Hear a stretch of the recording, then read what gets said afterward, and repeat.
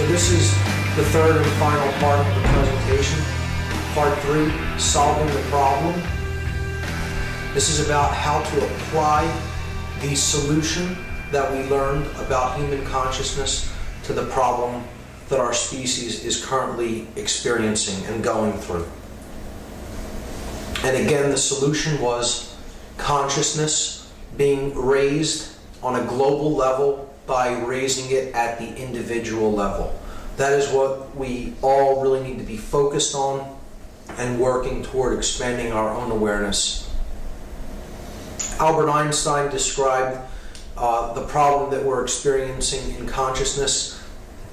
He explained it this way. He said that no problem can be solved by the same level of consciousness that created it. And that's exactly the case. You cannot continue to do the same thing and expect a different result. We want to apply the same level of consciousness that created the problem and attempt to solve it that way, and it simply doesn't work that way. We have to elevate our consciousness, and from a higher perspective, we can then solve the problems that were created from a lower level of consciousness. Goethe said that none are more hopelessly enslaved than those who falsely believe they are free. We buy into this illusion that freedom is what we have today, that this completely controlled society based on differential value and manufactured lack and fiat currency and all other forms of control and manipulation is true freedom, then we are living in a prison without the bars, with the bars that we really cannot see, yet we are still enslaved by. So we have to understand that what we have is not true freedom currently if we're really going to work toward the manifestation of true freedom in the world. Edmund Burke said that the only thing necessary for the triumph of evil is for good men to do nothing. And Thomas Paine said that these are the times that try men's souls. The summer soldier and the sunshine patriot will, in this crisis, shrink from the service of his country. But he that stands it now deserves the love and thanks of man and women. Tyranny, like hell, is not easily conquered. Yet we have this consolation with us, that the harder the conflict, the more glorious the triumph. We are currently living in the time of the apocalypse. People have a completely incorrect notion of what apocalypse means. This word comes from the Greek language, and if we break it down into its etymology, apo means to take away or to remove in Greek, and kalyptine means to cover or to conceal. So it's a veil of sorts. So the apocalypse is the taking away, the removal of that which has been concealed, the lifting of the veil. It's a great revealing process. That's what apocalypse means. It means the process of revealing, and what is being revealed is the truth. The truth is what is being unveiled. It is the revealing of that which has been hidden, that which has been occulted and is difficult to see is now being seen by many people. So this isn't about an Armageddon or a great catastrophe or a cataclysm. This is about the revealing of the truth and then living in harmony with that which is. That is what the apocalypse actually is. It's a choice. It's a choice that we individually must make, and it's beautifully put in the allegory, The Matrix. We have a choice between the red pill and the blue pill. The red pill will wake one up from the illusion and get them to see what is, and they will find out how far this rabbit hole really goes. The blue pill will keep them in illusion, keep them in ego-bound consciousness, and they will stay asleep. So the choice is ours. It is a choice between love and fear, the force that awakens consciousness and the force that shuts consciousness down. This is the time that many ancient cultures called the falling away of the masks. The masks are falling. That which is hidden underneath is being revealed. the true nature of things is being revealed, and our souls are being revealed to each other for who and what we really are and the forces that we really serve. I have a concept that I call Abel. It's a very oversimplified model of how this consciousness divide is actually at work in the world. And it's an anagram for the modalities of consciousness that we see at work. So if you look at the whole earth and you look at the divisions that exist in consciousness on the earth, we see that people really kind of break down into one of four categories. There are two very small groups, people who really are consciously aware of what is happening. One is what I call the enemy, and one is what I call the awake or the aware. So Abel stands for the aware, the blind, the lost, and the enemy. The enemy are these sorcerers of consciousness that have the understanding of how consciousness works and use it for manipulation and use it for evil purposes.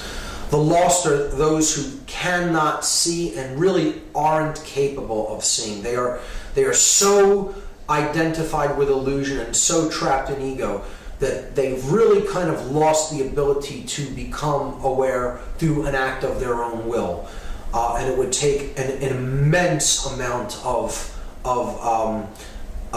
reversal and innumerable forces to even begin to show a small bit of light to people in this shut down mode of consciousness. So unfortunately, there are many who are in such a state of shut down consciousness that they can essentially be considered lost.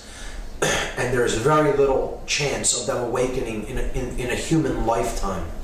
There's another group that are simply blind. They're simply not quite seeing what is going on, but there is an inborn desire and there is willpower still there in those individuals, and they have the potential to really see what is going on, provided that they simply remove some of the blinders and some of the last remnants of things that they are attached to really see what is actually going on. And then there's the aware, people who are coming into the light and are awakening to the knowledge of truth of what is actually occurring on this planet.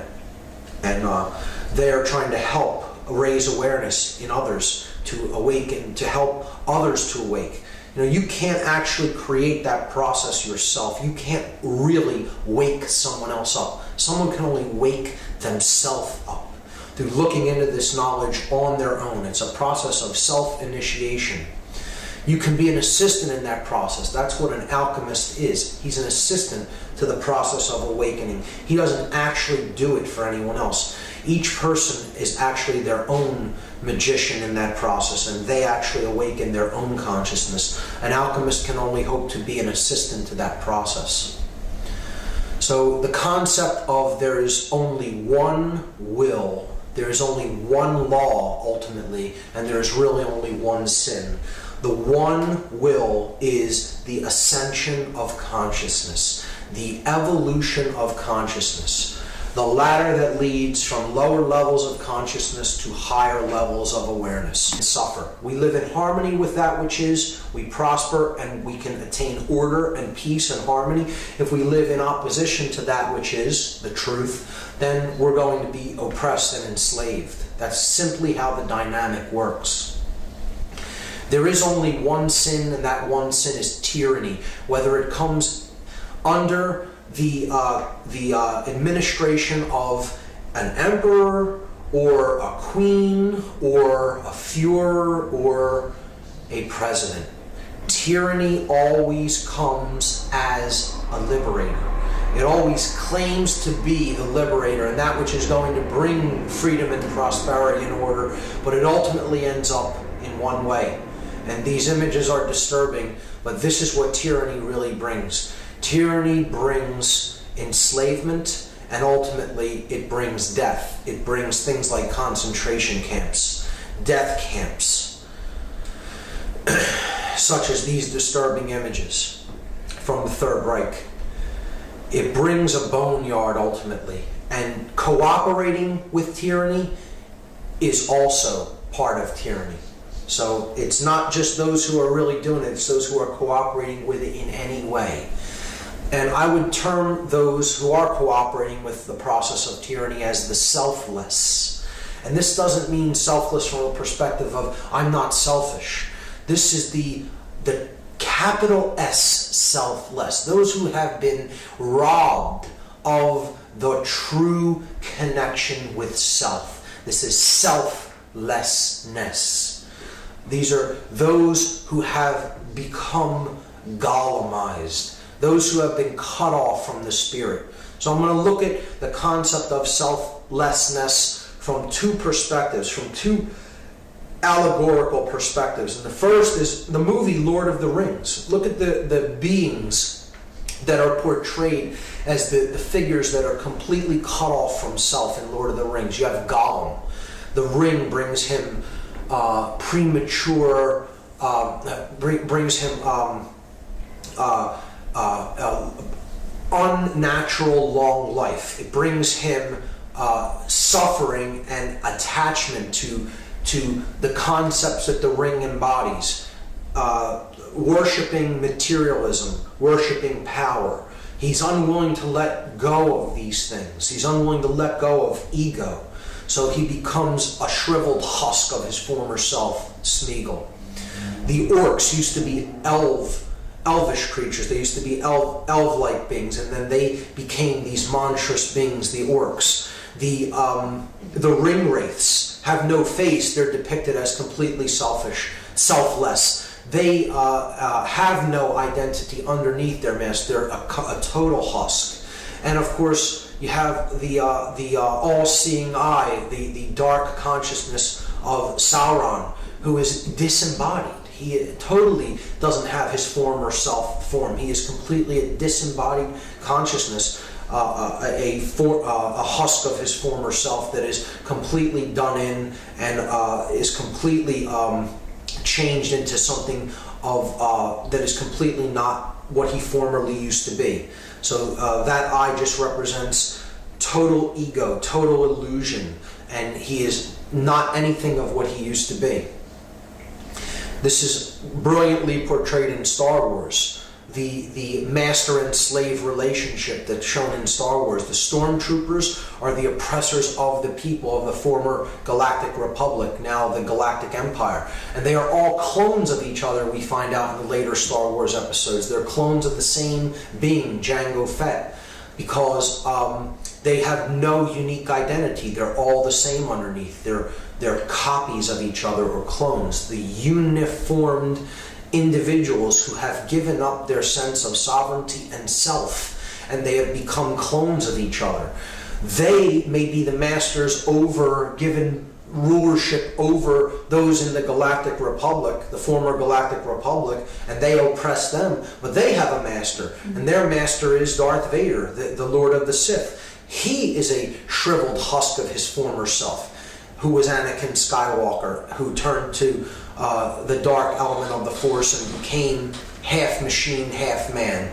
And he is not the ultimate ruler, because he himself has a master as one of the Sith. He is the apprentice, and then he has his master, Darth Sidious. Darth Sidious is a shriveled husk of his former self, Senator Palpatine.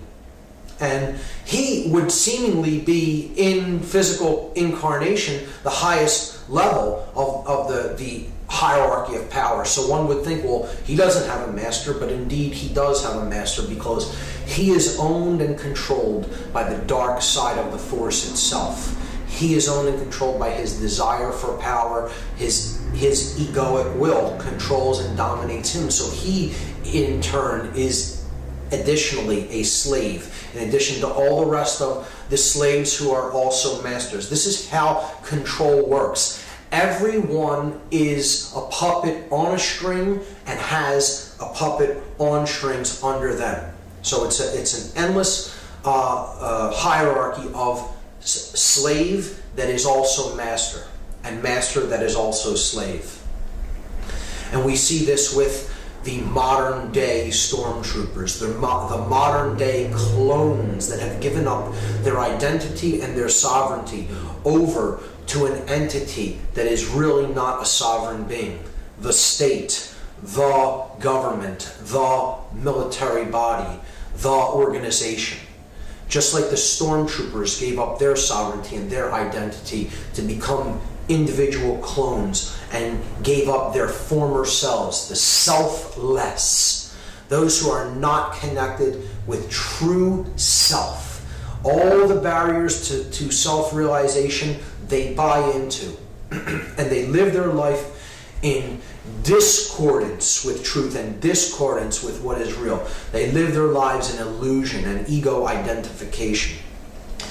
And they don't really see that they're really simply being used as pawns in a game, and they are the chess pieces on the chessboard, on the floor of the house, as it is said in Masonic parlance. And they are simply moved by their chess masters who do see things from a higher level of consciousness. They can see the whole game board floor, but the individuals that they manipulate, these individuals, do not see the entire game for what it is. They see only the square or two in front of them or to the side of them, as a pawn in a chess game would. The chess master can see the whole board, but they cannot. Again, the floor of the house, base consciousness, the checkered life of man, the wanderer between light and darkness, the pawn that can be positioned in the game. And ultimately they are the bricks in the pyramid of manipulation, those who are being used to, unknowingly used, without their direct knowledge, by those in knowledge in the light above them. In their ignorance, they're being used as one of these bricks to build the pyramid of male dominator manipulation, the new world order system, to build the blade, the male dominator world. What we have to understand, the concept that we really need to understand going forward to enact these solutions, is what personal sovereignty is. We have to understand the conceptual idea of sovereignty at a deep level, understand what it really is, what it means, and how we can exercise sovereignty in our own lives. Sovereignty means that we are a unique being and we are free by the nature of our birth into the cosmos. Our rights do not come from any man or any group of men or any organization. Our rights are inborn by the very nature of us being born into the world. We are all sons and daughters of God. No matter what you want to look at that concept of God, that creative generative principle as, we are all individual, unique expressions of that consciousness. We are all born free into the universe. No one can ever take that freedom away. They can believe that they have the right to do so, but ultimately they do not possess that right, because ultimately there is no authority in this realm. Any claims of authority are simply that, beings that are claiming authority over others, and others who actually accept and believe their claim that they have authority over them. But it doesn't exist in actual manifest reality. It is only a claim and a belief by those who accept the claim of authority. There is only one authority and no man is it. This is enshrined, this principle of sovereignty is enshrined in the Declaration of Independence, a very high consciousness document. The language is extremely specific in the Declaration of Independence, and it reflects a high level of understanding and a high level of consciousness and an understanding of sovereignty. It says that we hold these truths to be self-evident. So it's not a belief, it's a truth. It's not questioned as a belief, it's self-evident. It's a truth that is self-evident. The language is very specific. It isn't a belief that we happen to kind of resonate with. It's a truth that is so obvious we recognize it as being self-evident. That all men are created equal. Created equal. That implies a creator. Okay? They are endowed by their creator. An endowment is a birthright. It is something that you come into the universe already owning, already possessing. It's a birthright by their creator. The creator is that which has endowed this right to us, has given it to us as a birthright with certain unalienable rights. Unalienable means these rights can never be separated from the individual. They cannot be made alien to the individual. Among these are life, liberty, and the pursuit of happiness. A very high consciousness document, and I think in our modern day and age in this country, we've really lost sight of these truths. We've really lost sight of what sovereignty really is. We need to go back and look to the consciousness of the individuals that comprised documents such as this and understand really what they were saying and what these statements that were made meant. And again, it's a declaration. It's a true statement of that which is, of independence, of no dependence upon anyone else, because we recognize our own personal sovereignty. The enemy of all personal sovereignty is what I call satanic illusion. This is the force. The word Satan or shaitan in Hebrew means the adversary, he who opposes, the oppositional force that tries to create strife and chaos in our life. That's what Satan really is. It's that force. And it does that job by illusion, through illusion and manipulation. It tries to get us to identify with things that aren't true and aren't real. That's what illusion is. Something that isn't true, we latch onto it, and because we latch onto it and refuse to detach from it, and we live according to something that isn't really true. We don't live in harmony with that which is, with the truth. We try to live in disharmony with the truth because we're attached to an illusion that we've bought. All you can get out of that is suffering. You can't get any order out of that. You can only get chaos out of it. So satanic illusion is that which claims authority and claims the right to even draft laws into being. To write laws is a satanic illusion that's born in man, because we're trying to claim that we're an authority, that we in some form represent natural law and represent God. I understand the idea, how it's intended, but really all law is satanic illusion if you really come right down to it.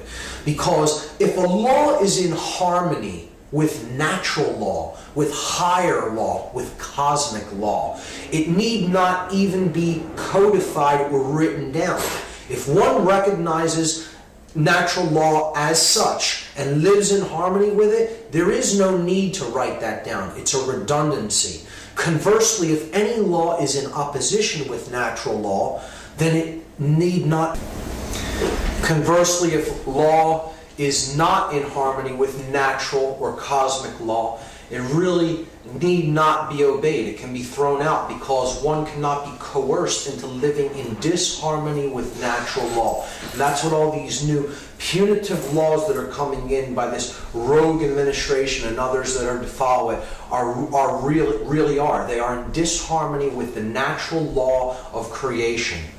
And in effect, they cannot really limit our rights or our freedoms. They can write down those laws all they want. No one is bound to obey or agree to be controlled by them, because they don't quite understand about things like the Bill of Rights. The Bill of Rights do not grant any rights to anyone, nor does the Constitution grant rights. These are documents that were written to place limitations upon the enumerated powers of government that are clearly articulated in the early sections of the Constitution. Article 1, Section 8 spells out and enumerates the powers of the government.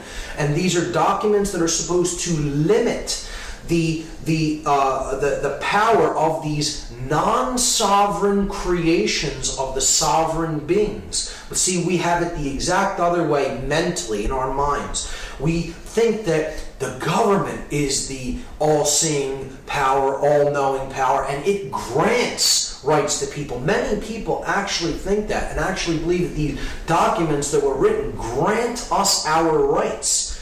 Nothing could be further from the truth. These documents are supposed to be written limitations on governmental powers and written enumerations of the specific powers that the sovereign beings of the world, of the country, are granting to a governmental body to be allowed to carry out. So the way I look at satanic illusion is that ultimately all law is satanic illusion. All government is satanic illusion because it is externally imposed. It is based in control, which is fear consciousness, and it is based in creating opposition. This is what law, the law of man, this is how the law of man differs from the law of attraction and the law of nature. The law of man is based in opposition. It is an oppositional force. It needs to create two sides or a conflict that it can play off against each other so a third party can come out on top. So it is the Hegelian dialectic. It is satanic illusion. Bill Clinton made this statement: if the personal freedoms guaranteed by the Constitution inhibit the government's ability to govern the people, we should look to limit those guarantees. He actually made that statement, that he thinks that the government has the right to curb people's God-given rights and freedoms. A non-sovereign entity, known as the government, has a right, in this gentleman's estimation, to curb the inborn birthright freedoms of sovereign beings born into the universe as free beings. He made that statement, and I believe that he believes that. I also know that he believes this statement, and I'll shock you with what I'll follow it up by. He says the purpose of government is to rein in the rights of the people. That's what Bill Clinton actually believes. The purpose of government is to rein in the rights of the people. So knowing what I now am espousing in this presentation and what I've stated throughout, you would think that I disagree with this statement. But the truth is, I don't disagree with this statement. This statement is exactly the truth. The purpose of government is to rein in the rights of the people. And I make that statement because I understand what the word government actually means. This is what the word government means. It comes from two Latin words. Gubernare is a verb which means to control, and mente means mind. It is a noun that means mind. Government means to control the mind. Gubernare, where we get the word gubernatorial elections, the election of a governor. Mente, mental, the word mental comes from that root word, the mind, to control the mind. The purpose of government is to control and limit the rights of the people by controlling their minds. Externally imposed government will always do this because it is based upon control. Control is based upon the emotional polarity of fear. You can only create chaos with fear. You can never create order. An externally imposed form of government can never, ever create order or harmony in our lives. It's impossible. It's actually completely impossible because their methodology is based in control, which is in turn based in fear, and fear can only, the dynamic energy of fear can only create chaos, as we've seen many times over and that you can prove in your own experience. Control breeds chaos. It does not create order. Government is a modality of consciousness. Externally imposed government is a modality in consciousness that is based in fear. The only kind of government that ever could work to create order is internal government. When we make the decision based on our recognition of natural law principles that are in effect, and we recognize them as such, and we live in harmony with those laws of creation, then we are controlling our own mind. We are existing in harmony with all three of the aspects of our consciousness: our thoughts, our emotions, and our actions. The body and the spirit unify in the level of mind. That level is controlled by us from within, not externally imposed. That kind of government could work. And if every being were to come to that level of consciousness, we could reach the natural state that man is intended to live upon this earth in. And it is this state: cooperative spiritual anarchy. Understand those three terms for exactly what they say. Cooperative, cooperation, existing in harmony with every other being. Spiritual, the recognition that mind and spirit, that the body and spirit come together in the realm of mind, so that spirit is capable of having an experience here in the physical realm. So we have to understand ourselves as spiritual beings having the human experience, rather than left-brained, imprisoned consciousness identified with physical matter and the five senses. Anarchy meaning just what it says, not the negative connotation of that this word has picked up through propaganda and mind control. Anarchy is simply the absence of external rule, no rulership. It is understanding that we are all sovereign, free beings. No one has the right to control anyone else, and understanding that no one attempts to control anyone else either. Cooperative spiritual anarchy is the natural state that man is supposed to live in the world. We come to this level of consciousness and we live in this state of being, and we will have peace and we will have order. Bakunin, the father of modern anarchist philosophy, said that the liberty of man consists solely in this: that he obeys the laws of nature, natural law, because he himself has recognized them as such, and not because they have been imposed upon him externally by any foreign will whatsoever. This is the understanding of what true anarchy really means. It means no externally imposed control, because one is not existing in oppositional fear-based consciousness. And we need to arrive at that state of consciousness through our own recognition of what natural law is. And that can only happen when you raise consciousness to that level where you can understand how these forces are really at work in our lives. When you say the word anarchy to most people, again, they think of this word, chaos, which we've talked about many times throughout the presentation. But anarchy, true anarchy, does not bring chaos. True anarchy would in fact bring order, because it is based in freedom. What we have now is not order. We now have chaos, because our consciousness is ruled by the vibration of fear. And fear creates illusion. Fear is giving into illusion. It creates confusion within the individual. That creates the desire to control things externally, and there you have chaos resulting. You cannot create order with that dynamic, because chaos is based in fear. Once again, chaos based in fear and based in attempting to control things external to the self. The only way you can create order is through the recognition of and then deciding to live in harmony with the natural laws of the universe. And that is the vibration that is built on higher consciousness, and it is built on the emotional polarity of love.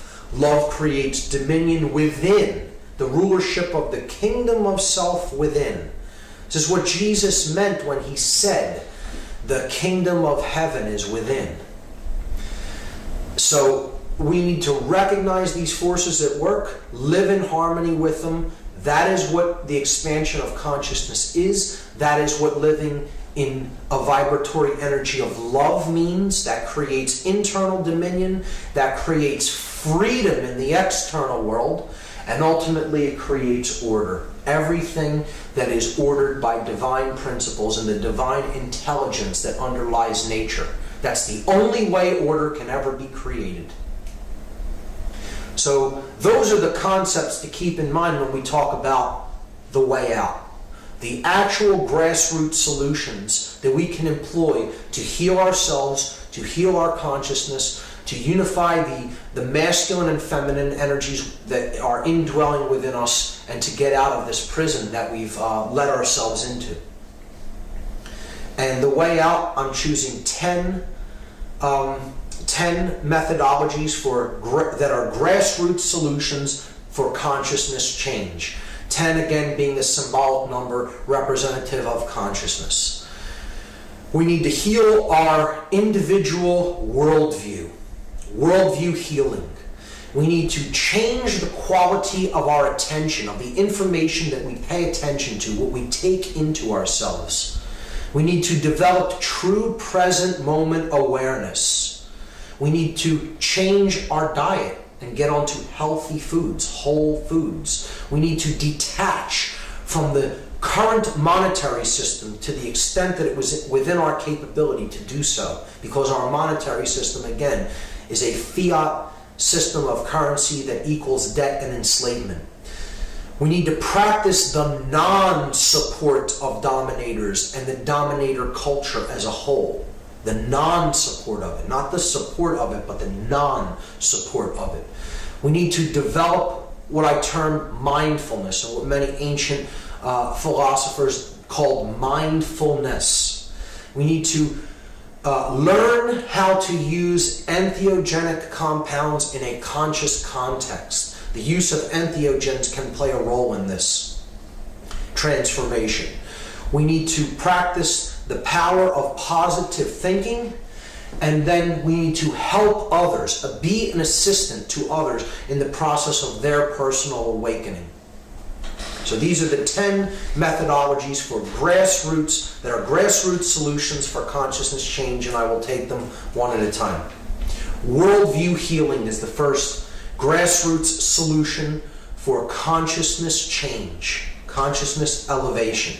This is also known as the techniques of shamanism. Shamanism is essentially indigenous cultures' name for worldview healing. These are worldview healers. They are medicine men in the true sense. People who practice indigenous tribal medicine. And it's not just medicine for healing the body. It's medicine for healing the spirit, for healing the soul, for healing our worldview.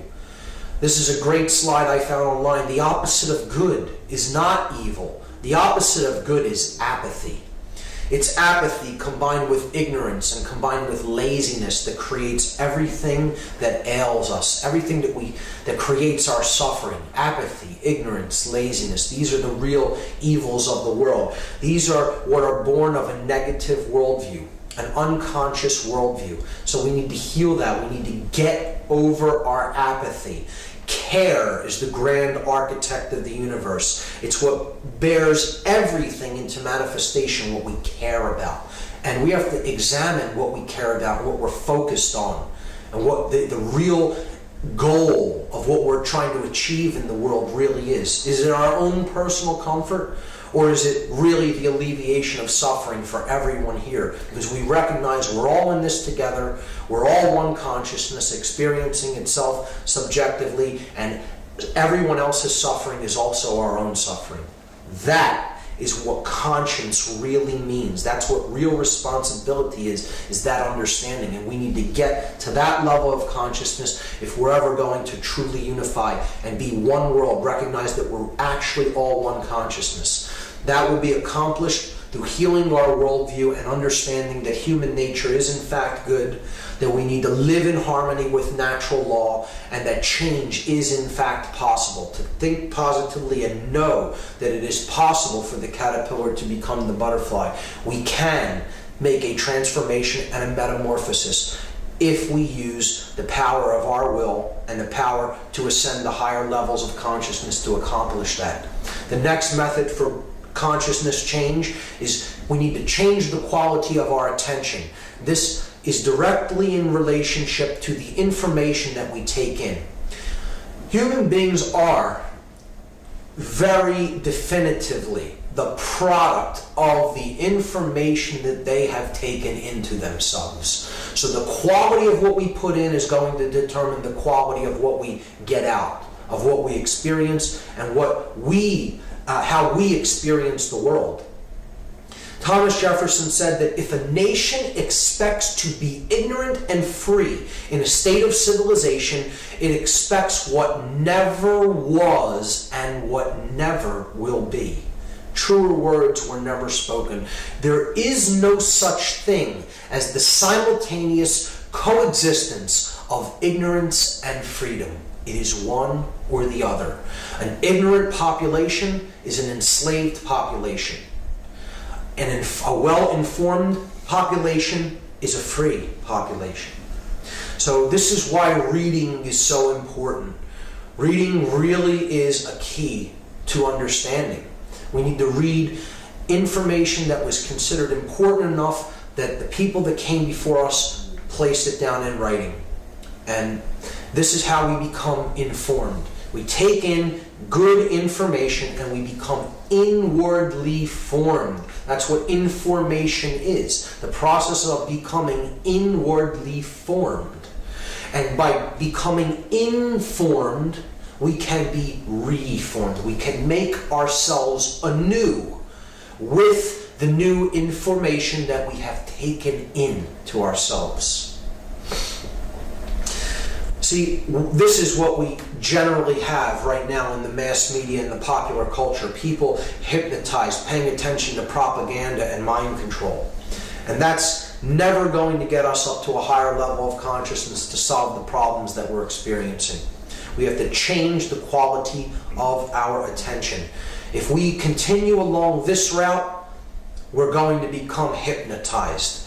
In the sense of the word, if you break it down into its constituent elements, hip in Greek is a word that relates to the depression of the spirit. And gnosis is knowledge or information. So hypnosis is knowledge or information that creates the depression of the spirit or a state of unconsciousness. And it puts someone into a trance state of mind. That's essentially, I'm not talking about clinical hypnosis or hypnotherapy here. I'm talking about hypnosis from a fundamental point of view of being a trance state of consciousness. One that is controlled by someone else and another person is placed into this trance, often through their own will, through accepting that information, accepting the practitioner's invitation to go into the trance. We're going into a state of hypnosis willingly by paying attention to the information, the often horribly poisonous information that we accept from the mainstream media and from mainstream sources. But now, see, if we follow along in that ideology, we're going to go into a state not only of hypnosis but of fascination. The word fascination breaks down to a fascination or a fascist nation. The word fascist coming from fasci, it's encoded in fascination. We break words down, we see hidden meanings actually encoded into words that we speak, but we don't really look at the underlying significance of the word or how the word breaks down. You go into fascination, and that's the step toward becoming a fascist nation. We can go into a transformation, okay? A state of mind that resembles trance. is mind control. We don't want that kind of transformation. We want a true transformation. We want to inform ourselves through the new alternative media that is truly a blessing and a gift that we have available to us, possibly, at this level for the first time at this wide of a scale. The internet is that new form of information, and the new media that is arising on the internet is profound, and it is really helping to awaken the consciousness of the planet. And we need to use it and protect it and use it to its full benefit in our lives so we can undergo a true transformation, to go beyond form. Transformation, go beyond form. The next grassroots solution for consciousness change is develop true present moment awareness. I talked about this a bit in part 1. This is getting over the notion of psychological time, of being crucified at the place of the skull, Golgotha, between the two thieves, the past, anxiety, regret over the past and the future, anxiety for what is to come. As we saw encoded in this image of the Gnostic crucifixion, Jesus, the light of the world, crucified at Golgotha, the place of the skull between the two thieves, the past and the future. And this doesn't mean focus on minutia. Present moment awareness isn't the focus on minutia all around us. It's not developing tunnel vision. Many people will think that that's what it means. It means really broadening our horizons and opening up our consciousness and our perspective to see the big picture, not to focus on minutia. It doesn't mean pay attention to every little single detail that is all around you and all the little minutia of everyday living. It means be in the moment, but see the bigger picture around you. Understand what is taking place within and understand what is taking place in your environment. See the big picture from a global perspective, from a perspective that encompasses all consciousness. We need to get over our psychological notion of time as a quantity and as based in physical matter principles and endlessly repeating cycles of time. And great new time gnosis techniques and ideologies have been formulated and have been derived from indigenous cultures, such as the Mayan calendar systems that are out there. And it's the focus on time as an expression of consciousness and a movement of consciousness through the ever-expanding present moment. And not focusing on it as an endlessly repeating cycle, or based in a physical process that is based on astronomical movements. It's the markage of time as the evolution of consciousness through time. That is what some of these systems of time gnosis that are really gaining a lot of popularity in certain circles are really about. And the Mayan calendar is one that I have been able to use to some great benefit in my life. Another method for consciousness change is one that I believe that currently we really do have the ability to take and put into full practice, because we have a lot of control over what we put into our bodies as far as diet goes. To change our diet is something that is within our control, and it is something that we can all work toward if we simply use our willpower to do so.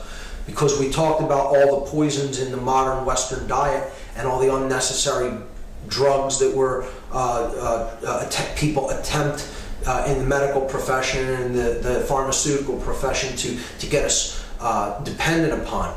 The idea is to detach from these poison foods and really get focused on organic foods, organic farming, local food production for local populations, because there's less stress on the resources and on the land, and less dependency on oil and trucking resources in from other areas. So organic food diet, whole foods, really nutritious foods, get off of high amounts of sugar, high glycemic index foods, high carbohydrate levels, high sugar levels, just really poisonous compounds in food. Get off of GMO foods, genetically modified foods, and on to just good, whole, organic foods. and that you'll really see a change in the consciousness. You'll see not only a change in the body, but you'll see a change in the clarity of your ability to focus your mind and to really put your thoughts into manifestation. You really are what you eat. It actually is true, and the body reacts to what is put into it. So it's not just inwardly forming ourselves through the information we take in, it's also what we physically put into our body to use as fuel. And this drives the brain. The diet has to do with the health of the brain, most certainly. So this is one that we all can do, and it's within our control if we use our willpower to change our diet for the better. Monetary detachment is one of the hardest methods to actually put into practice because we have little control over everyone using the monetary system. We are largely at the mercy of other people using these currency systems that are in use around us, so it's difficult to detach from the monetary system. But to do it as much as possible, we should look at alternative forms of currency. Some people are trading in credits online, bartering online. There's different forms of cities that are being used as hedges against the dollar and ways to detach as much as possible from the fiat currency system that's really tanking from the inflation that's going on right now. Local systems of barter are also a good way to deal with monetary detachment. And taxation. We have to consciously make up our minds whether we actually want to take part in the tax system. It is a system that is known as a system of voluntary compliance. There really is not a law that makes it actually view an average American citizen liable to pay income taxes. We are voluntarily complying with this by signing these statements and these papers, and many researchers have written about this and have waged this battle to show people that the income tax is in fact unconstitutional, and it is a system of voluntary compliance, that knowing what our tax dollars are being used for to create more forms of control and wage more wars of aggression, we need to really make up our minds as individuals whether we are going to continue to go along with these practices. The next method of the next grassroots solution for consciousness change that we can employ is to begin to detach from our support for those acting in the role of dominator. This is a very important one and a very difficult one for many people to really comprehend and to really come to terms with, because often these are people we know in our lives, that we love in our lives, and that we may understand when we come up to a high enough level of consciousness really aren't helping the situation. In fact, if we understand how the dynamics of creation work, they're really imbalancing the situation more and more and more and more. So we have to try to educate ourselves about what is happening in these instances, and then try to bring that information to the people involved in these roles to the extent that they are capable of understanding it. Gerald Massey, Egyptologist, said, "They must find it difficult, those who have taken authority as truth rather than truth as authority." The truth is the authority. Authority is not truth. It is not true that there is authority, but the truth, it itself is the authority that we need to live in compliance with. The dominators of the world have it exactly the other way around. They believe that there is such a thing as authority and the right to control others externally. And I'm not saying everyone should be running around doing whatever they feel like doing to people. That isn't what I'm saying either. I'm saying that control is really not the answer. Proper education is the answer. properly educating people and getting them to live in harmony with natural law, not because they fear punishment, not because they fear reprisal, but because they have recognized the laws of creation, natural law that is in operation around them, and they understand that living in harmony with that is the only thing that can bring order to their lives.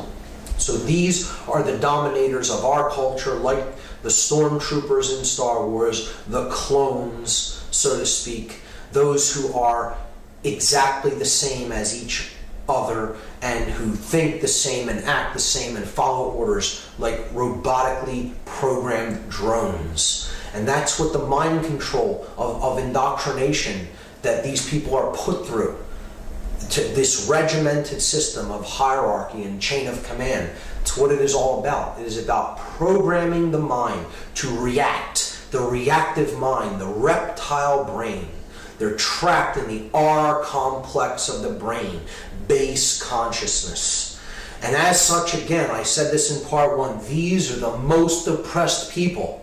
They're the most oppressed. We may think of them as oppressors, and that they may act in their roles, they may act as oppressors. However, they're actually the most oppressed themselves, because their consciousness is actually the most devastated out of anybody's. And if you really looked at a very deep, focused controller's brain, if you looked at a PET scan or a SPECT scan of their brain, you would see that the neocortex is in utter disarray. The chemical coherence of the electrochemical activity of the neocortex is devastated in a dominator's brain, because it is so imbalanced toward the left hemisphere that they are so driven by the reptile instinct, and they're so driven by adrenal rushes that the neocortex is in a very bad state of disrepair. It's physical brain damage is what it really is. Not to be extremely harsh about it, but that's what it is. That's what we're talking about. We're talking about a physical disease. If you looked at the neocortex of some of these individuals, you would see that this is a physical pattern of brain damage that is actually done to their neocortex through these levels of mind control and imbalance.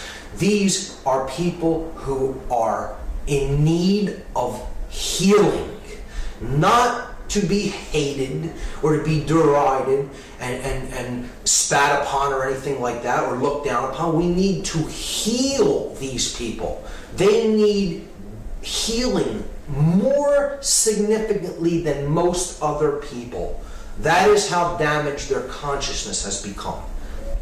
So this is like Anakin Skywalker, who had the best of intentions, growing up as a young Jedi, but he became bent on control. He went down the ideology that control is the answer, and in doing so, he gave over to fear, the dark side of the Force, the dark polarity, and he became Vader. He lost his true self. He became he went into the consciousness of selflessness, lost the connection with the true self, and he becomes the Dark Lord of the Sith, Darth Vader. And this is what really happens in controller jobs. They start with the best of intentions, and it really descends into brutality and coercion and simply issuing orders and following orders, and it's all about control. That's what it descends into. It's just about, I'm acting as God, and I will say what is true, and I will say what goes and what you're going to do. So it's a form of slavery. And that's what all control, external control is. It's illusion to create opposition and slavery. When in fact, really, these people doing these jobs aren't the real enemy. They're oppressed by the enemy as much as we are, but they're just getting them to become oppressors like the sorcerers at the highest levels are. It's like a psychological rape, if you really want to look at it, or a condition where one is beaten when young or raped when young. Okay, when we encounter psychological traumas like this, we go into defense mechanisms and we decide one of two things. We either decide to identify with the master and become like them, or we go into shutdown mode. We identify with a being that likes to be treated severely. So it becomes either one becomes a sadist or oftentimes a masochist. But more often than not, the abuser, the one who is abused, decides to act in the strength role, what they perceive to be the strength role, and they then become the abuser to enact that brutality down the line onto the next generation. So that is the kind of psychological trauma that these people really undergo at a fundamental level. And again, they need healing. That's what they ultimately need. See, the idea is it's okay if we act like that. Many people will see it like that. It's not fascism if we do it. We can go out and bomb countries that didn't attack us and kill innumerable amounts of children. We can go and create torture facilities, but that isn't fascism because we've done it and we're the good guys. Well, it doesn't work that way. It still is fascism, and those who are enabling it are part of it, and those who enact these things are part of it. And they're as involved as the people that came up with these ideas and decided to enact them to begin with. They would have no ability to enact these things if they wouldn't have people willing to go along with it. And that's the same with any war scenario. Wars cannot be fought if there are no soldiers who are willing to go off and fight wars. And that is on both sides. That is on both sides of the conflict. That is how war will be put to an end. When people come to a level of consciousness where they understand that they're not going to be controlled and manipulated anymore, and they're not going to be manipulated into fighting wars for rich men that don't give a damn about them and are only there to profit from the endeavor. That's what our wars are ultimately fought about. And here's a person who is all too happy to explain that to you in the most overt terms. Henry Kissinger, a military strategist who actually comes up with the designs for positioning and strategies for engagements and helps to create strategies for positioning troops, makes a statement like this: military men are just dumb, stupid animals to be used as pawns in foreign policy. Here's one of the chess masters, folks, telling you himself that he doesn't give a damn about you. He doesn't care about you at all. At all.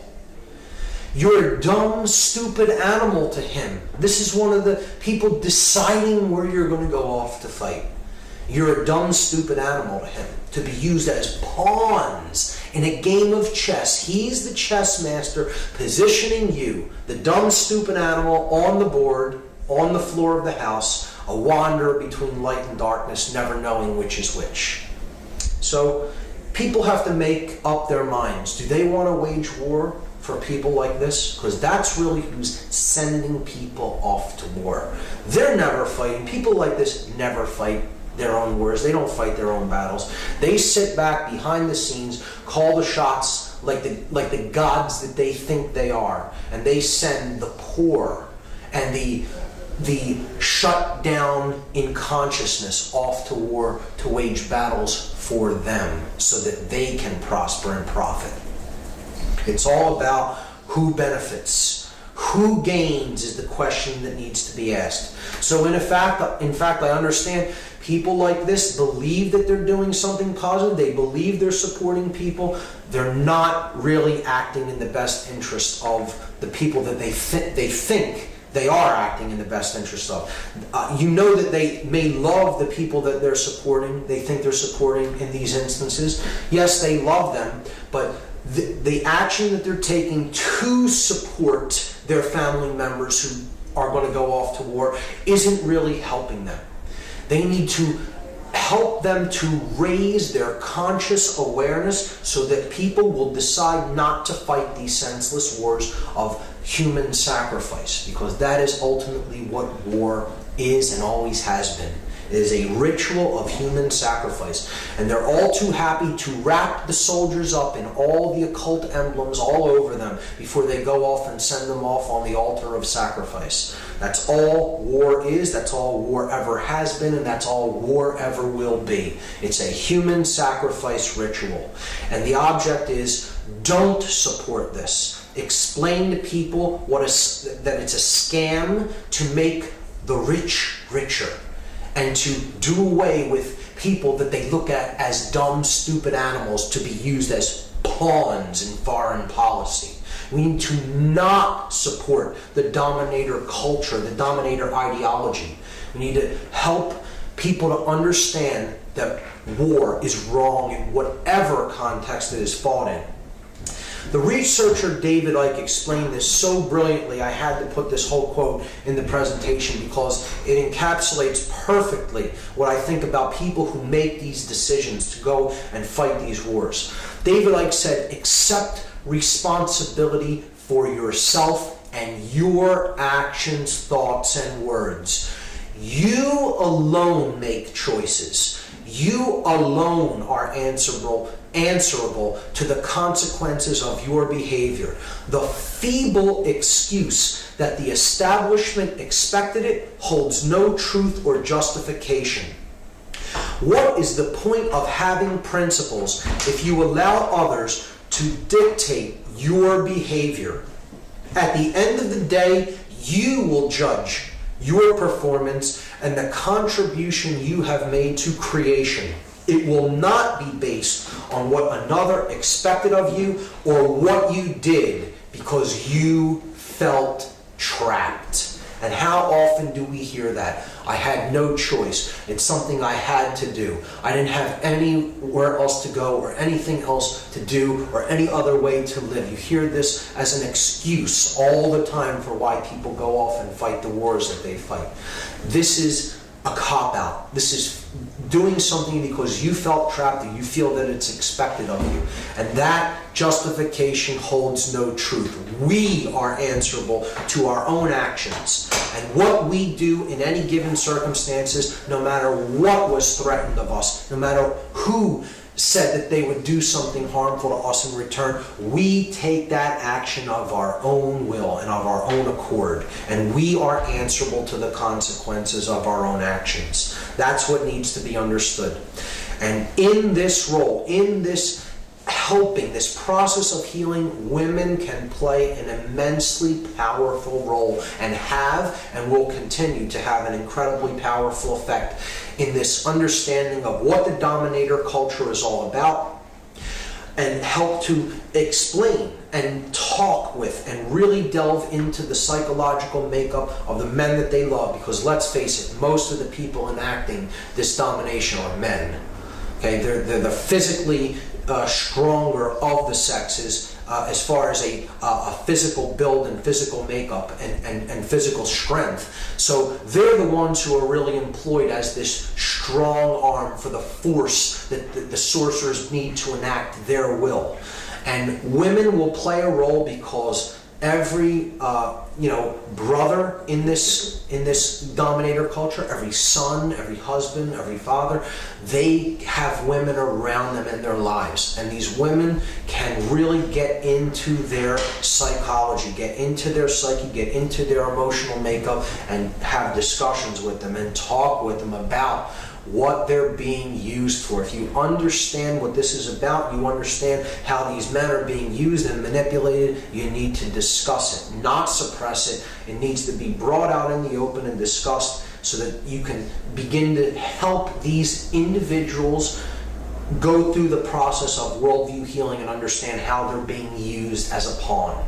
That's simply how it is, and that's the role that we need to actively take. The non-support of dominators, and one of the biggest roles to be played in this endeavor is the role that women will play in helping to heal that imbalance in consciousness.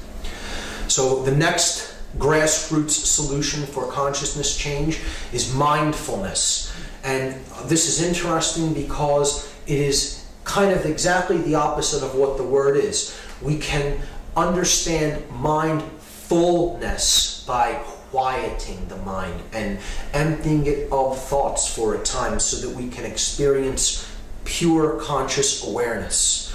And pure conscious awareness exists in the gap between thoughts. It's where the creative, generative principle of our thoughts derives from. It derives from the space between the thoughts, the gap, so to speak. So meditation is one of the practices that can bring mindfulness. It's a technique, a set of techniques that quiets the mind. There's many different ways to meditate. There's not just one meditation. There are sitting meditations. There are walking meditations. There are meditations that involve deep breathing. There are meditations that involve stretching. There are meditations that can be used in conjunction with music. There are innumerable forms of how to meditate. How the right method of meditation is that which works right for you, that which you resonate with, and that which you feel comfortable with. Meditation is simply about turning down the volume of the active mind so that one can, for a time, bathe in the quality of pure consciousness, divorced from the chatter of the mind. We need to turn our volume down so we hear the true voice that is speaking to us at all times, and it is only speaking one message, and that message is relinquish control. That is the message that is being spoken to us, and we only hear it if we turn our mental chatter down. Because this voice never speaks above a whisper. It's a gentle voice that does not impose will or control. It is saying attachment to control, the illusion of control, is what is bringing your suffering upon you. Relinquish control. Understand that which is. Live in harmony with that which is, with the truth. And then you will know order and peace and prosperity. But to do that, we need to get over the idea that we're in control of anything or anyone. You're only in control of what you think, how you feel, and how you act in the world. That's it. So relinquish control and do this through this process of developing mindfulness. Watch our actions. Watch, be an observer of the self, of how we behave in the world, and turn down the volume of the mental noise of the mind. And this can be done through various techniques of meditation. The use of entheogens in a conscious context is one of the next methodologies for consciousness change. And that is critically important, the last part of that, in a conscious context. This means understanding what an entheogen is, what it does, how to administer it or take it yourself, and to use it for the correct reason, in the correct set and setting, the correct psychological set, the correct physical setting, and for the right purpose. Because these are not toys. These are not games to play. These are consciousnesses to commune with. This is what true communion is. Not a dead sacrament, but an active sacrament. So the word entheogen, if some are not familiar with it, is a psychoactive compound that alters consciousness and helps us to experience a higher level, often a very strange level of awareness that is quite divorced from our ordinary state of consciousness. It is in a state of alternative consciousness, an altered state. The word entheogen means to create the divine within. It comes from the Greek words en, which means within, theos, which means the divine or God, and genere, which means to create. That's Latin, actually. So to create the divine within is what we can begin to do, begin to recognize the divine within us and to help cultivate it by communing with an entheogenic compound. Entheogens have also been called psychedelics. Psyche in Latin, in Greek, means the mind. Delun in Greek is a verb which means to make clear. So we can see things clearly in the mind when we commune with a psychedelic. They are capable of making the mind clear if they are used in a conscious context. Some of the most popular entheogenic compounds: THC, tetrahydrocannabinol, or cannabis; psilocybin, or psilocybe mexicana, magic mushrooms; ayahuasca, or Banisteriopsis caapi. This is the DMT being the active ingredient, a combination that is added to the ayahuasca blend from the chacruna plant, sometimes even pure dimethyltryptamine, DMT. These are powerful psychoactive compounds, some more powerful than others, that can really help us to go deep within our consciousness and explore the realm of the psyche, within the rich tapestry, the rich realm that exists within each of us.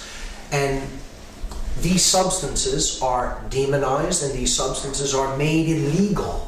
Imagine that, naturally occurring compounds found in nature that are off limits to adult human consumption because you don't own your own consciousness. That's what laws like this, draconian laws like this, are saying to us. You as an adult do not have the choice as to whether you feel it proper to modify your consciousness as you see fit. We own your consciousness, and we are saying that this experience is off limits. You are not permitted to modify your own consciousness, which you think you own, in a way that you see fit as a mature, responsible adult. I will tell you whether or not you are permitted to modify your consciousness because I own your consciousness. Imagine that. That's our laws that we have in effect in this country and in most others. And we think we're free. We believe that we are free beings when an experience has been made illegal. An experience in the mind is illegal. Imagine the hubris of the individuals who actually believe that they have a right to even attempt to say that they're allowed to control consciousness in such a way. Hubris. It's utter hubris. That's all I can say about it. That's all I can say about it without getting extremely angry. The word sacrament, it comes from the word sacrum, which means holy or sacred, and mente, which means the mind. So again, the sacrament is that which can help to make the mind holy or sacred or whole. So it is entheogenesis, or induce an altered state. They're giving you a small piece of bread or something similar. It's an inert sacrament. It's a deadened sacrament. It's not really a sacrament. It's a substitute for the real thing. That isn't what a sacrament is. A sacrament is an active communion with another intelligence. And that's what entheogens are. Not to be trifled with. You try to trifle with these compounds and you'll find out exactly how much they do not really appreciate being trifled with. They are consciousnesses. They are consciousness that are there as teachers that we can commune with if we know how to use them in a respectful and conscious context. Terence McKenna, one of my greatest mentors, who sadly is no longer with us, he said, if the words life, liberty, and the pursuit of happiness don't include the right to experiment with your own consciousness, then the Declaration of Independence isn't worth the hemp it was written on. We own our own consciousness. It is ours to modify as we see fit. No one can make that decision for us. And I will go so far as to say no one is bound to obey a law that forbids an experience within one's own consciousness. Period.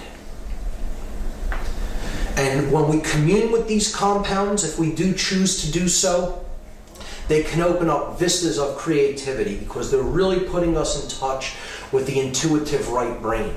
And then art can flourish from a communion with these sacraments. and music can flourish and flow from a communion with these entheogens. So it's one of the ways that we can use them to get really into deeper touch with the creative aspect of ourselves.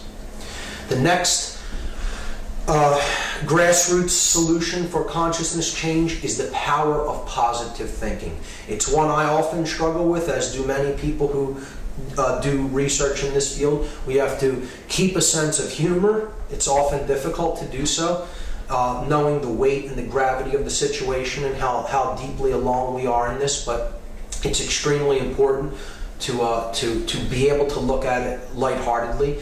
It is also extremely important to see the glass as half full. Try to recognize that we are making small steps and small progresses in the right direction. Try to see the glass as half full as opposed to being half empty, and focus on the positive rather than the negative. Difficult. I struggle with this one myself. Understand that change is possible. Keep that focus in mind. Keep the eye on the prize, so to speak. Change is possible. And we need to not look at the asleep as the enemy. We need to look at the asleep as ones to be helped and healed. They're in a state of worldview illness, worldview poisoning. So we wouldn't go into a hospital and start spewing hatred out against a cancer patient. They're ill. They have a disease. They have an illness. They're sick. Just like people who are really shut down in consciousness, they really have an illness. They are at disease. They have worldview poisoning. And what they need is healing, not hatred or resentment. And again, it's one many of us struggle with, who are at a higher level of awareness, and we want to beat somebody up because they don't understand what we currently understand. It's our role to help them to come up in understanding, and oftentimes you'll encounter people that are completely resistant to it, and they're attached to their state of consciousness and attached to their egoic self-centered worldview, and they want to stay in that state of disconnection. And it can be difficult, and we need to, work with them to the extent that we can, and if they are determined to stay in that modality of consciousness, perhaps it is better to allow them to do so and experience the negative outcome that will inevitably result from refusal to change and to ascend in consciousness. They will find out eventually, we all will in one form or another, what our level of consciousness is really going to create for us. No one really escapes the lesson. They can only delay it. So we need to help them to the extent that is within our capability, and then outside of the capability that you can affect, you need to know where the limitation lies and let certain individuals be where they are. That's a hard lesson to learn, extremely hard.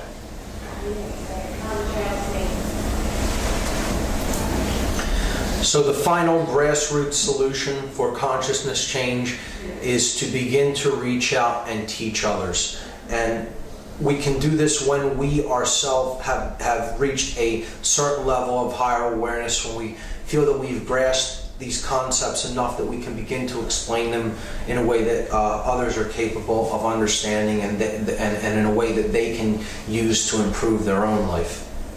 And we should do this only when we reach what I call the 3 R's. The first of which is respect.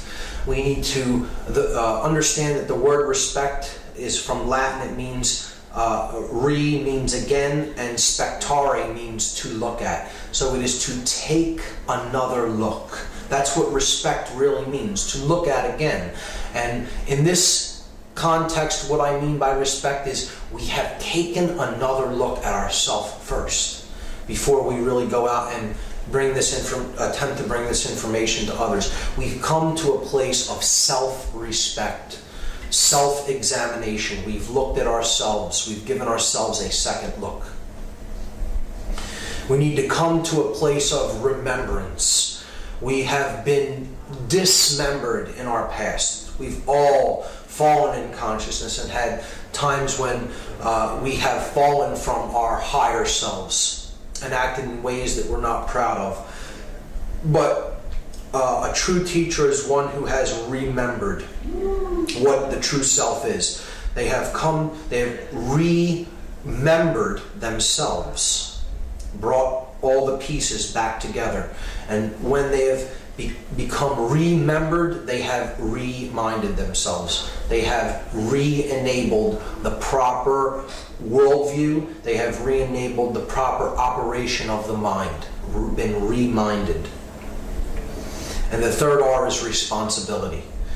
To come to a true understanding of what responsibility is. And this does not mean the left brain, Western, monetary worldview of what responsibility is, having this much money or having this kind of a job and taking on all kinds of extracurricular activities, and that means we're a responsible person. That isn't what true responsibility is. True responsibility is responsibility. It is the ability to respond to the circumstances and the situations that we find ourselves in consciousness, because we are aware of what is going on within ourselves and in our surroundings, and therefore we have the ability to respond to anything that, in a proper way, in a balanced way, to any scenarios that might come up or might develop. That is what true responsibility is, and it is the understanding that, again, everything is connected. There is no separation between self and others, and every being's suffering is our own. There will be suffering here for as long as one being is suffering. That is how you know that you're in any kind of a condition of suffering. You ask the question, is there even one other who suffers? And if the answer is yes, then you know that you're suffering, because there's no separation between that other and yourself. That recognition is what real responsibility is founded upon. And when we have the 3 R's, we can give birth to the 3 C's through teaching. And this is helping conscience to be born into the world. Care. It's all about that 4-letter word, care. What we care about is the creator of our experience. And if we care to do the right thing, conscience is born within us. This is the second birth. This is to truly be born again, is to be born in conscience. And this comes from the Latin con, which means together, and scieo sciere, which means to know or to understand. So conscience is common sense. It is that which we all know together. To know together is to undergo conversion in this process of teaching ourselves, and we help others to undergo the process of conversion. So this word is similar to the word converse, to have a conversation or a conversion. This comes from the Latin words con, which means together, and versare, which means to change. So to undergo a conversion or to converse, to have a conversation, is to change together. To undergo a process of change together is to undergo conversion. And ultimately, it's about developing conviction. Conviction, or to become convinced of something. Not because you simply believe it because someone else has told it to you, but because you yourself have recognized it as such, as truth. The truth is told so as to be understood. It will be recognized as such. That is what the truth is ultimately about. Not belief. It is about gnosis. It is about the understanding of something from the direct experience of that thing. Because we ourselves have gone off onto the path and we have come to a place of conviction. We've become convinced of it because we ourselves have directly experienced that thing. And that means we have come to a place together of victory.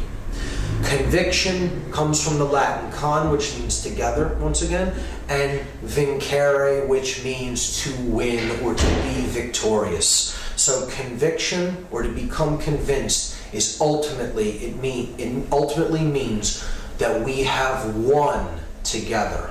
We are victorious together. And that is what atonement is really about. It is to come back to oneness, to go home, so to speak. You go back to the place where we really came from. The place where there is no noise of thought, where there is no conflict, where there is no chaos, where there is order and harmony and peace. And that is a place that exists within. That is the kingdom of heaven, or the experience of divine consciousness, and it exists within us. And we can reach that place if we turn our volume of mind down and we reach the state of atonement. And that word comes from Latin as well. A means to depart from. Tonare means to make noise or to create noise. And mente means the mind, as we've seen. So atonement really means, if you break the word down, to depart from the making of noise with the mind. To depart from mental noise. It's how we unify the left and right brain hemispheres in this process of the chemical wedding that we've talked about, bringing the masculine and feminine energies together to a place of balance to create atonement, to put ourselves at one mind, understanding that we are all at one and there is only one consciousness here. That's what the ultimate goal of all of this is about, to experience true oneness. And that is what it is all about. Those are the grassroots solutions to help to elevate consciousness within ourselves and others. And that's what can get us out of this divide and this real mess that we've backed ourselves into, the corner that we've backed ourselves into. So those are the methods for change. If we put them into practice, a new world can be born into existence. And with that in mind, I'm going to go into the outro, which I call the New World Order. So it doesn't have to be the dominator's New World Order, the sorcerer's New World Order, the one that is depicted on the reverse seal of the dollar bill on the dollar bill, as it is used there.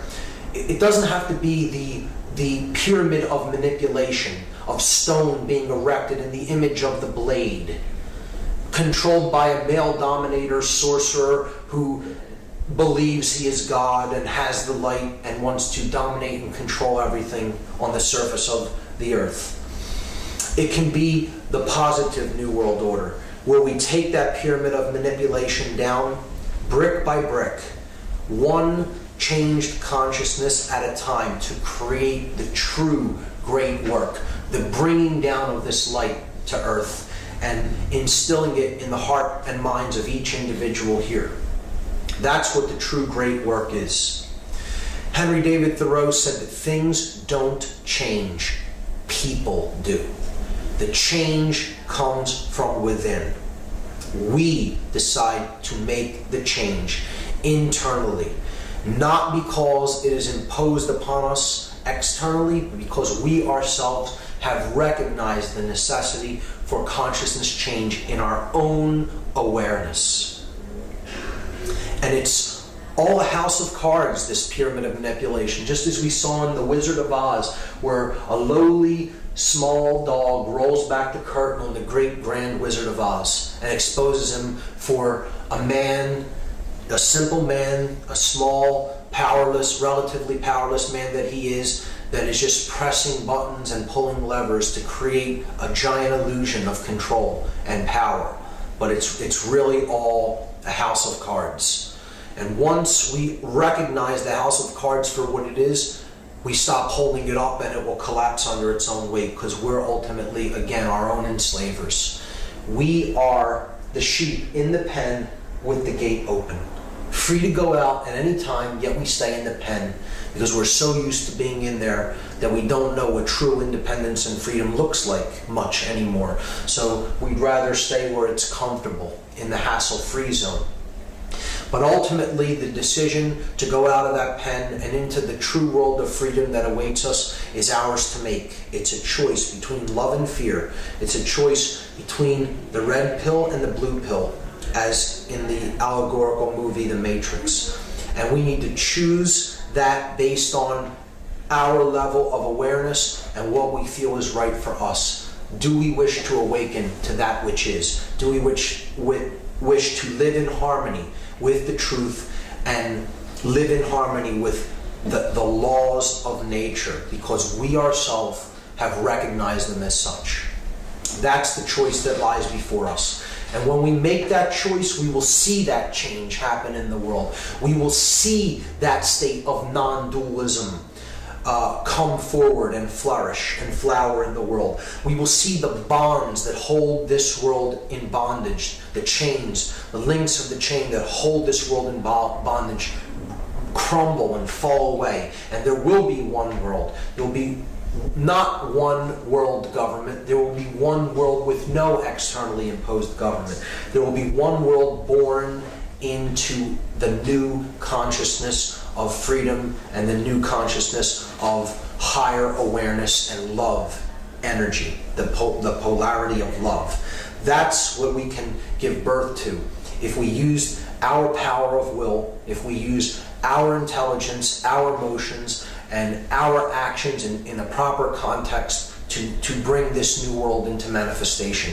And that is the true great work, and that is the true new world order that it is possible for us to create here. What we're seeing happen is an epigenetic evolution. Epi from Latin means to go beyond, and genetic, to go beyond our genetic programming. This is not a physical evolution. This is an evolution in the mind. It's an evolution in consciousness that is happening on this planet and on the individuals of this planet right now. We are undergoing consciousness evolution. Epigenetic consciousness, epigenetic change. It's taking us beyond the limitations of our genetic programming and into the great cosmic consciousness that lies ahead for us. The great evolutionary process of unfoldment of consciousness to higher and higher levels of awareness. That's where the human future lies. And we can see that world, we can see that process coming into fruition. And if we go along with these changes and we don't reject these changes that are coming upon us, we can really, our lives can begin to flow effortlessly. And we can bring order and peace and harmony into manifestation in the real physical world. And this process is the process of awakening, the process of having an epiphany. This word comes also from Latin. Epi means to go beyond, and Phanes is a Greek god that was a solar god, the guardian of the gate of stars, the zodiacal band of stars. So just like we saw in the Astrotheology section, he's a sun god. He's a god of gnosis and knowledge and information. And he stands as the guardian of the stargate. So to have an epiphany is to go beyond the god Phanes. It's to go through the stargate of cosmic consciousness to the true, undifferentiated void of consciousness that lies on the other side of that great divide that we experience as separation, and to come to a unified state of consciousness, a modality of consciousness known as non-duality, the understanding that we are one consciousness, experiencing itself in the physical world subjectively. And that is the vehicle for us to have experiences. The physical reality is not who we are. We are pure consciousness. We are infinite consciousness, experiencing itself here to come to know itself better. That's what the true epiphany is about. To go beyond the limitations of 5 sense worldly reality, to break down this negative, harmful, poisoned worldview that many of us are experiencing right now, and to really go into a state of whole-brained consciousness that is born of conscience that comes from the heart, the polar energy of love, and to go through Phanes, to go beyond Phanes and go through the stargate of higher consciousness and cosmic illumination. That is what this process is ultimately all about. Martin Luther King said that cowardice asks the question, is it safe? Expediency asks the question, is it politic? Vanity asks the question, is it popular? But conscience asks the question, is it right? And there comes a time when one must take a position that is neither safe nor politic nor popular, but one must take it because it is right. Powerful words from an enlightened man. Nelson Mandela made the statement that our deepest fear is not that we are inadequate. Not that we are inadequate. Our deepest fear is that we are powerful beyond measure. It is our light, not our darkness, that most frightens us. We ask ourselves, who am I to be brilliant, gorgeous, talented, fabulous? Actually, who are you not to be? You are a child of God. Your playing small does not serve the world. There is nothing enlightened about shrinking so that other people won't feel insecure around you. We are all meant to shine, as children do. We were born to make manifest the glory of God that is within us. It's not just in some of us, it's in everyone. And as we let our own light shine, we unconsciously give other people permission to do the same. As we are liberated from our own fear, our presence automatically liberates others. And finally, the last quote, Mahatma Gandhi, the great teacher, said, simply, be the change that you want to see in the world, because the external reality that we perceive around us is actually a reflection of what is going on within. As above, so below. You change what's in here, and what's out here will follow. That's what it is all ultimately about. So I'd like to wrap up the entire presentation with 3 simple wishes, blessings if you will. One from the Eastern world, one from the Western world, and one from the place in the middle, the heart. So this is a Buddhist blessing. It's a prayer often prayed by Buddhists, known as the metta prayer. This is the blessing from the East. May all beings everywhere be at peace. May the hearts of all beings everywhere remain open. May all beings everywhere awaken to the light of their true nature. May all beings everywhere be healed. May all beings everywhere be a source of healing for all others. May all beings everywhere be happy, and may all beings everywhere be free. From the West, I'm going to read a message from the Hopi elders. This is from the Hopi tribe of Arizona, Native American. You have been telling the people that this is the 11th hour. Now you must go back and tell them that this is the hour, and there are things to be considered. Where are you living? What are you doing? What are your relationships? Are you in right relation? Where is your water? Know your garden. It is time to speak your truth. Create your community. Be good to each other, and do not look outside yourself for the leader. This could be a great time. There is a river flowing now very fast. It is so great and swift that there are those who will be afraid. They will try to hold on to the shore. They will feel they are being torn apart, and they will suffer greatly. No, this river has its destination. The elders say we must let go of the shore, push off into the middle of the river, keep our eyes open and our heads above the water, see who is in there with you, and celebrate. At this time in history, we are to take nothing personally, least of all ourselves. For the moment that we do, our spiritual growth and journey comes to a halt. The time of the lone wolf is over. Gather yourselves. Banish the word struggle from your attitude and your vocabulary.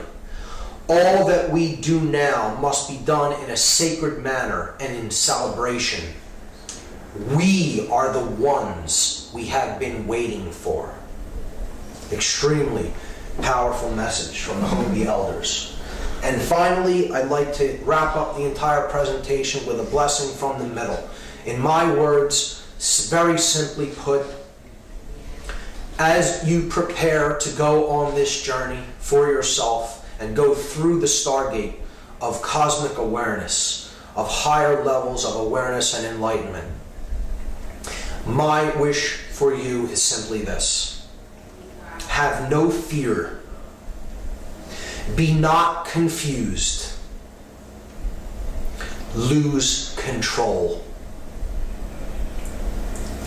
See through the lies and deception. Find dominion within yourself. Fall in love. Know the truth. And the truth will set us all free. Go for it. And thank you.